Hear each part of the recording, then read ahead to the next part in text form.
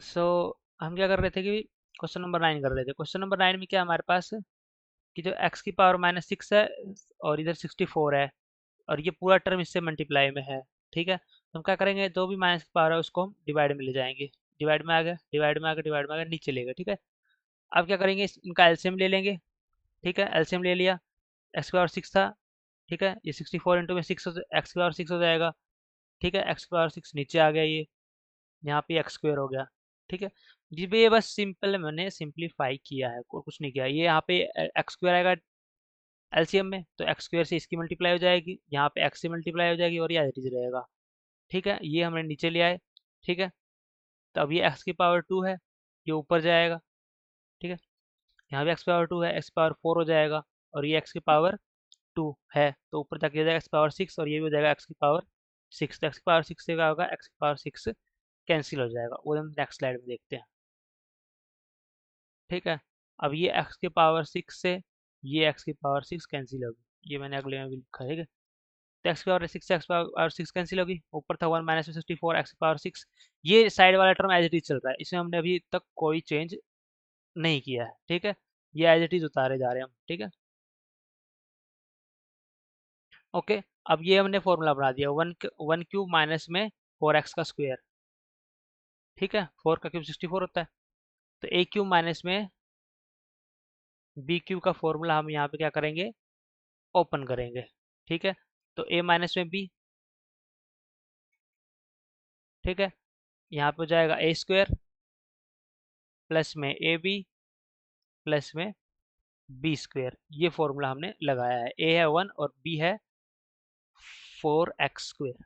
ठीक है, बस ये formula as it is apply किया, तो ए स्क्वायर 1 का स्क्वायर वही होगा, A B 1 into 4x square और बी का स्क्वायर 4x का स्क्वायर का 16x की पावर 4। ठीक है, तो नीचे है ये, हमने इसकी आइडेंटिटी को हमने 2x माइनस 1 को अगर स्क्वायर करेंगे तो यही आएगा, 4x square minus 4x plus में 1। और नीचे हमारे पास है 4x स्क्वायर प्लस 2, ये हमने एज इट इज उतार लिया।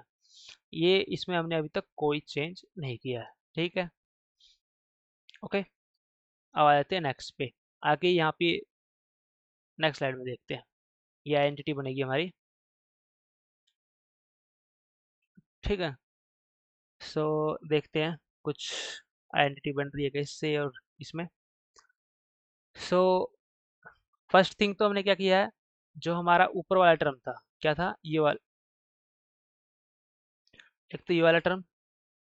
ठीक है, 16x की पावर 4, 4x स्क्वायर प्लस में 1, इसको हमने सिंप्लीफाई करा है।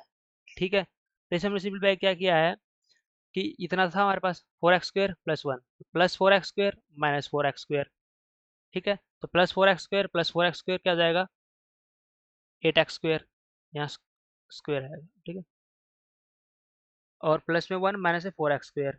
ठीक है, तो इतना वाला जो टर्म है ना, वो a प्लस बी का होल स्क्वायर बन जाएगा, 4a का स्क्वायर प्लस में b का स्क्वायर प्लस 2ab और माइनस में क्या है ये 2x स्क्वायर, तो a स्क्वायर माइनस में b स्क्वायर का फॉर्मूला आगे भूल जाएगा ये।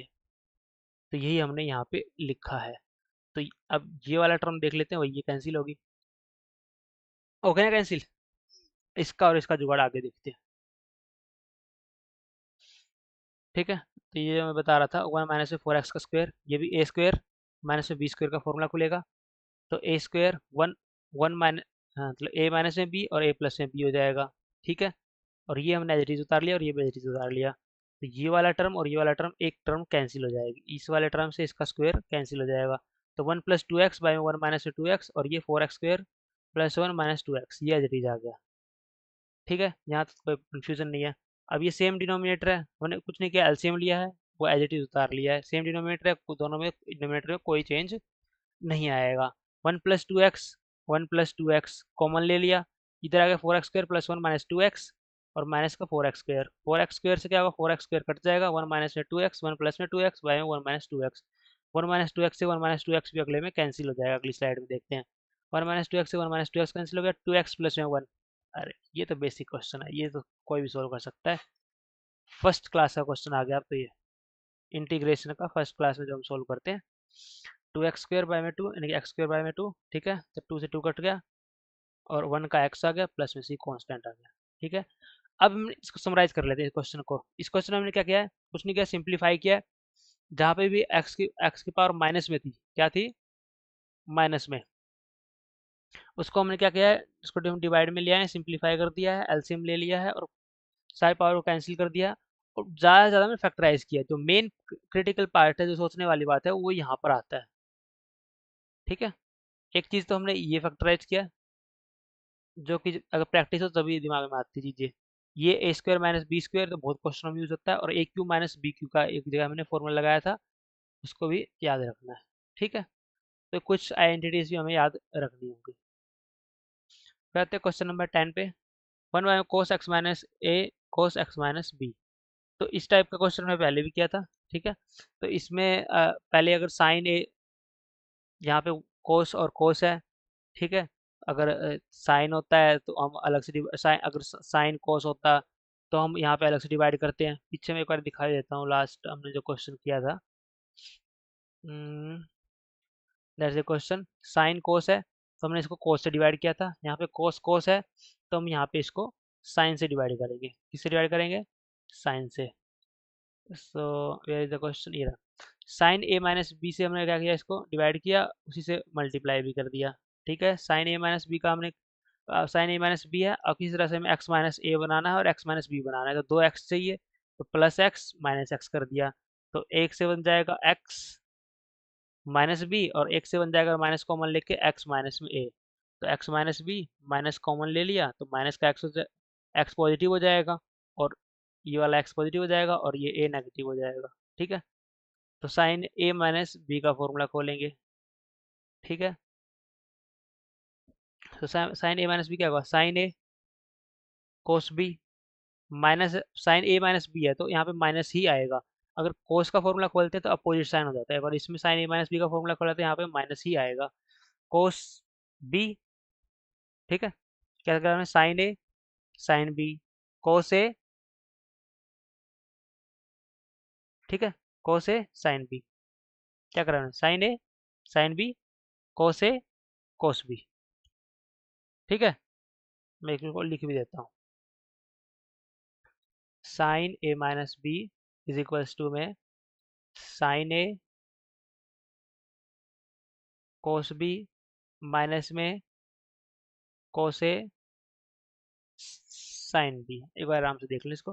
ठीक है, अब देखते हैं कौन कौन सी टर्म कैंसिल हो सकती है। इसको अब अपॉन में लाएंगे, इससे ये कैंसिल हो जाएगा, जब इसके अपॉन में लाएंगे तो कोस वाली टर्म इससे कैंसिल हो जाएगी। ठीक है, तो टेन टेन बच जाएगा, ऊपर साइन बचेगा, नीचे कोस, तो ten x minus b ten x minus a, ten का हमें पता है, minus log modulus of cos x minus b, plus में log modulus of cos x minus b. यहाँ पे प्लस कैसे हुआ, एक माइनस पहले से था और एक माइनस और आएगा फॉर्मूले से, तो उसको प्लस कर देगा।